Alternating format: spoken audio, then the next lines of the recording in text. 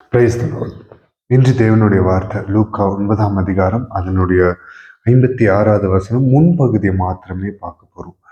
மனுஷகுமாரன் மனுஷனுடைய ஜீவனை அழிக்கிறதற்கல்ல ரட்சிக்கிறதற்காகவே வந்தார் என்றார். ஆமென். மனுஷகுமாரன் மனுஷருடைய ஜீவனை அழிக்கிறதற்கல்ல ரட்சிக்கிறதற்காகவே வந்தார் என்றார்.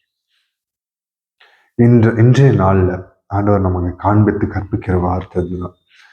இதற்கு முன்னாடி இருக்கிற வசனங்கள் எல்லாம் பார்த்தா யாக்கோபும் அவருடைய சிஷ்யராகிய யாக்கோபும் யோவானும் போய் கொண்டிருப்பாங்க. எருசலேமுக்கு போவாங்க. எருசலேமுக்கு போறதுக்கு முன்னாடி ஆண்டவருக்கு தெரியும் இந்த நேரத்துல அந்த ஊர்ல என்னை பலியிடுவாங்க, சிலுவையில அரைஞ்சு நான் உயிர்த்தெழுகிற பிதாவின் சித்தத்துக்கு நான் போகிற பாதை அது அப்படின்னு ஆண்டவருக்கு தெரியும். அந்த நிலையில அந்த எருசலேமுக்குள்ள உள்ள வாசம் வரும்போது அந்த ஜனங்கள் எல்லாருமே அவர் முறுமுறுத்து அங்க ஸ்டாப் பண்ணாங்க.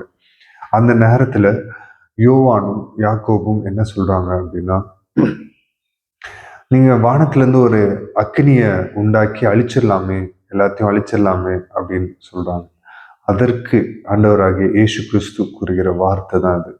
மனுஷகுமாரன் யாரையும் அழிப்பதற்கல்ல, மனுஷகுமாரன் யாரையும் அழிப்பதற்காக வரல, அவனுக்கு ஜீவனை உண்டாக்க, ரட்சிப்பை உண்டாக்க வந்துடும். அப்படிதான் ஆண்டவர் ரிப்ளை பண்ணியிருக்காரு. ஆண்டவர் உண்மையாலுமே ரட்சிக்கிறதற்காக தாங்க வந்தார்.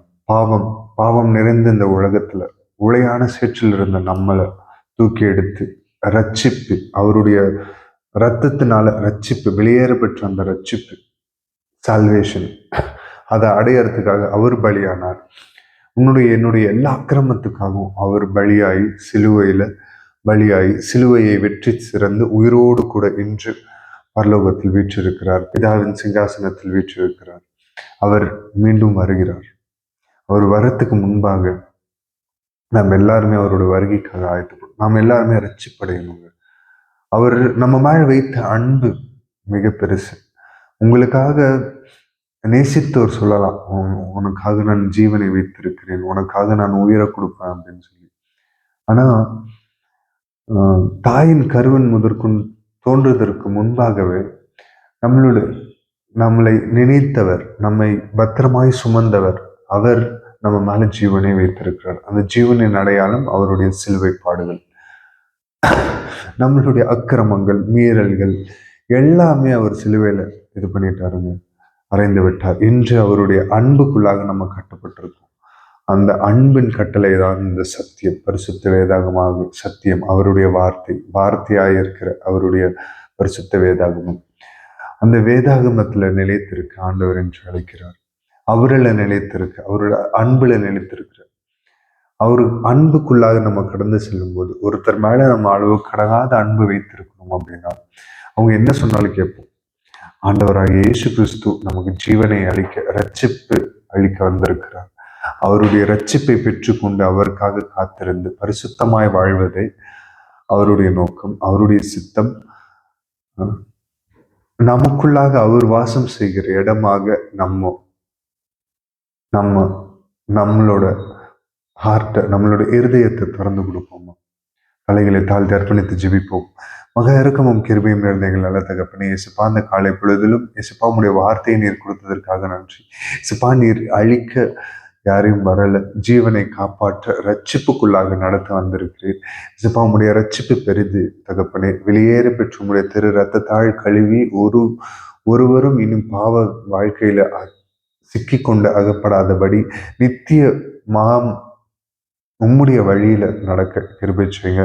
பரிசுத்தத்தை நாட கிருபை செய்யுங்க. நீர் எப்படி இந்த உலகத்துல வாழ்ந்து காட்டி எங்களுக்கு சான்றை வைத்துட்டு அடிச்சுவட்டை வைத்து போயிருக்கிறீர்களோ, சென்றிருக்கிறீர்களோ, அதே போல எங்களுக்கு அந்த அடிச்சுவட்டுல நடக்க பரிசுத்தாவியானவர் எங்களை வழி நடத்துவீராக தகப்பனே.